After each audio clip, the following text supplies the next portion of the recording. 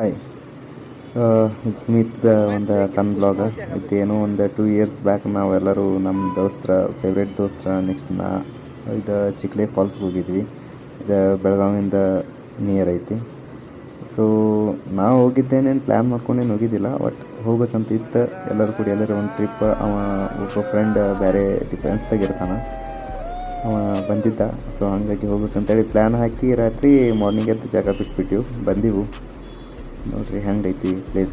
ದಿನ on the way ನಮ್ಮ bike ಎಲ್ಲಿ ತಕ ಹೋಗವ ಅಲ್ಲಿ ತಕ ಬೈಕ್ ಹೋದೆವು. ಅಲ್ಲಿಂದ 5 ಕಿಲೋಮೀಟರ್ಸ್ ಲೈಕ್ ಟ್ರಕ್ ಮಾಡ್ಕೊಂಡು ಹೋಗ್ಬೇಕು.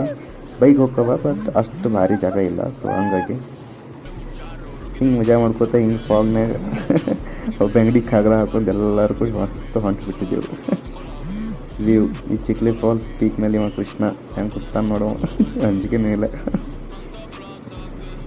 ಮಸ್ತ್ ಇತ್ತು ಎಲ್ಲ, ಕ್ಲೌಡ್ಸ್ ಎಲ್ಲ ಮಸ್ತ್ ಫ್ಲೈ ಆಗಕತ್ತಿತ್ತು.